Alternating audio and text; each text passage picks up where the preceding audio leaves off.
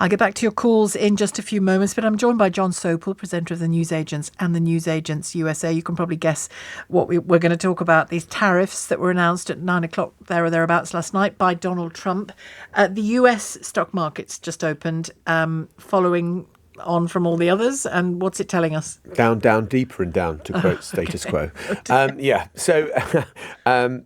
mean, I'm just looking at the latest things that the Dow is set for it's literally opened in the last 3 or 4 minutes. Dow's set for a 1,200 point plunge, S&P 500, NASDAQ. Similarly, companies like Apple, Nike, who've got a lot of manufacturing in China and places where there are going to be these whopping great big tariffs. 54%. Yeah, I mean, it's extraordinary. So, the markets are reacting. Donald Trump's big bet is that this, for the long term, will be great for the US economy, for the long term. What does the long term mean? I mean, very long term, we'll all be dead. So, I mean, seriously, but if you're talking about, right, well, if you come and build your cars here, then there'll be no tariffs. Well, setting up a new car factory, finding the space, the land, the staff, takes years. Yeah. It's not going to happen overnight. How will he manage that short-term pain? Because he's going to have to try, isn't he, politically? Yeah, and it looks like, so, Americans are much more exposed to the stock market than people in Britain. People have their pensions, what's called their 401k, which is normally in stocks and shares, and they will be looking at the fact that this, the value of their portfolio or whatever it is, their pension, is down 10% on 6 weeks ago and is going further down.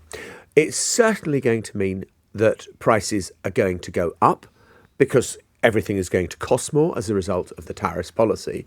So short term, apart from Donald Trump saying, Donald Trump has been the great master of saying, look what I've done, and somehow kind of convincing people that black isn't white.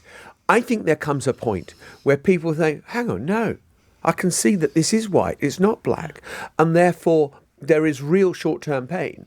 And I think you are putting a lot of faith in the American people that they will accept that things have got better when they've got worse for them. They may believe in years down that you're going to bring manufacturing jobs back to the United States and the supply chains will get shorter.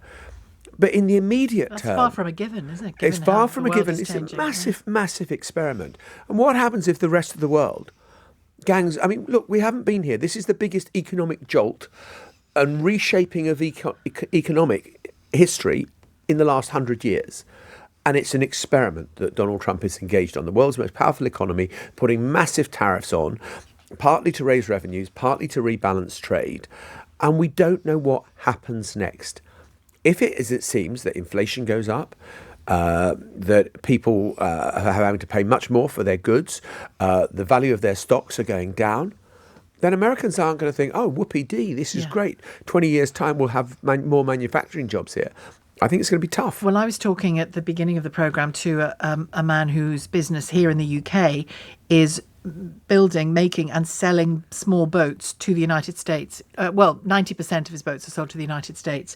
He sells them to an agent who will now be paying that 10% tax. The agent then sells them on and will, of course, be increasing the prices. So he's this man who called is absolutely certain that very quickly fewer people will be buying his boats.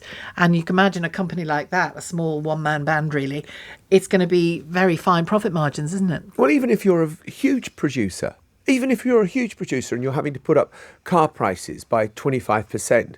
We had on Newsagents USA a guy who's a car dealer in the States, who's an old friend of mine, who sells Japanese cars. He's got a deal with Acura and Mazda to sell their cars around Washington, D.C. If you can't absorb 25% in additional tariff costs to pass them on to the consumer, because one, the consumer isn't going to pay, and if he says, oh, well, I'll take the hit, they don't make 25% on a car. They make nothing like that. So you can see that the crisis that is coming of affordability. And remember, Donald Trump won the election largely on his promise of what he would do for the economy and how Americans would feel better off. These tariffs are, in the short term, going to leave all Americans, feeling worse off. The grocery thing, your groceries will be cheaper, your eggs will be cheaper, the milk will be cheaper. Well, we'll see. Yeah, and because anything that is imported is going to cost more. And look, there is an argument to be had about, it's Labor Day in America, beginning of September. That's when the kids go back to school after their summer holidays. And you've got to go and get the kids kitted out. Do you want to go to Walmart and buy 5 pairs of trousers, say for your 3 boys, for $50 that are made in Vietnam, or 1 pair of trousers that are $50 made in the USA? You want to get 5 for 50. And so I don't think that you can immediately think that this is going to be a win. American labour costs are much higher than they are typically in Vietnam or Cambodia or Sri Lanka or wherever these goods are being brought in from.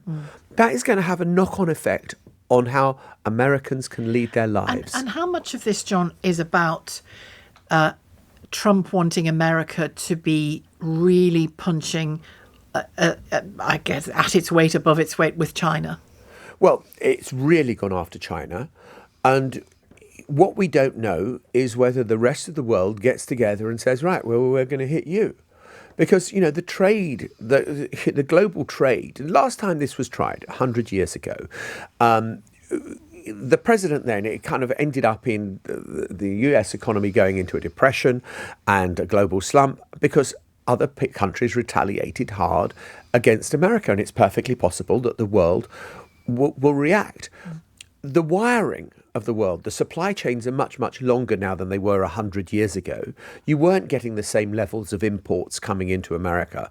So it is much more risky now than it was then. Then it was catastrophic. Because it's much more pervasive. Yeah, of course, because we, all our goods come from all different parts. The car manufacturer that I was talking about, he says that on a single car, there are probably 7,000 different components. The bureaucracy of working out which screw comes from where. Well, we saw this with Brexit, didn't we? The back and forth of it all, Yeah. and that put some people out of business in various. And so I think it's very uncertain where this goes. But make no mistake, this is big. I mean, Donald Trump likes to say this is the biggest ever, this is the most extraordinary ever. It is. Yeah. This time round, the hyperbole is justified. This is the most enormous shock to the global economic trading system that we have seen in 100 years, with very, very uncertain consequences. Well, you can see it when you I spoke to Linda Yu earlier on. You can see it when you're talking to very senior, knowledgeable economists, and they're literally sort of raising their eyebrows the whole time because they know what they think might happen, but we haven't. But that depends how individual countries react, doesn't it? Of course. And so what we've got in Britain is Keir Starmer for the moment saying we're going to keep calm. A bit of relief that it's 10% for us, but 20% for the European Union. But we've already lost... But we're so connected to the European Union, that clearly affects us, doesn't it? Look, the London School of Economics did some research. There are 16,400 companies that used to trade in Britain with the EU that aren't any longer. So we've lost a huge amount of trade already with the EU. And one of the big promises of Brexit was we would get massive, fabulous free trade deals and we could lean towards the Atlantic. Well, far from getting a free trade deal, we've got 10% tariffs now. So we're losing on both sides. So it's not a great position for Britain right now. And also the other thing about that, I would just make this point. I am staggered at the sloppiness of the presentation from the US, given how epic this is, given how, as I said a moment ago, this is the biggest thing in economics in 100 years, just the slapdash work that had gone into it. So, for example, EU, 20% tariffs. Martinique and Guadeloupe in the Caribbean are going to get 10% tariffs. They're part of France. They're part of the European Union. Don't they realise that Martinique is part of France? Yeah. And, that sort of stuff is just so elementary. And to bring it back to the UK and what we will do, obviously we'll, I suppose, have to have an eye on what the EU does. I thought Canada's response was interesting. It was much more feisty, wasn't it? Yeah. I guess because of the previous stuff that Donald Trump has said about Canada. But presumably there has to be a proper sort of muscular discussion in Cabinet here about how we respond, and particularly with that US-EU dichotomy to deal with. I think historically, politically, economically, Britain has always thought it is woven into the fabric that we have to be right next to the United States of America, and I don't think that changes anytime soon. But there will come a point, potentially, where Keir Starmer is thinking, Okay, well, I've been really nice and I've played really sweetly and I haven't uttered a word of criticism and I've got, 10% tariffs. yeah, I've still got 10% tariffs. What are we going to do about it? And if people get hit, and I think the British calculation is that there is some kind of free trade deal there that's almost negotiated. Let's not rock anything now that could upset that. I frankly doubt whether there is a comprehensive trade deal that is about to be signed with America. I just don't believe that that is on the cards. And then if it is a comprehensive trade deal and you're negotiating with Donald Trump, who holds all the cards right now? Donald Trump or Keir Starmer? It's Donald Trump. And so all those issues that we've talked about over the years about a free trade deal with America, are we going to take their chlorinated chicken? Are we going to take their hormone-injected beef? If we want a comprehensive trade deal, I suspect the answer is... has to be yes. Yeah, we're going to. And with the EU in mind, we had a call earlier on from somebody saying we've really got to get some kind of customs union, if not the customs union, something like it, going with the EU again to try to mitigate against some of this. Might this expedite that? Well, all these things are up for grabs. I think that anyone who says they know how the pieces fall now. That's what we get you in here for. Yeah, I know. Well, I mean, look, we've never gone through an economic shock like this in any of our lifetimes. So to know, is Trump going to stick with this? Because on the one hand they say it's non-negotiable, and then they describe the situation in which it could change. Exactly. And Sheila, look, you and I started this conversation a few minutes ago with the Dow Jones opening in New York. Is he prepared to see it collapse?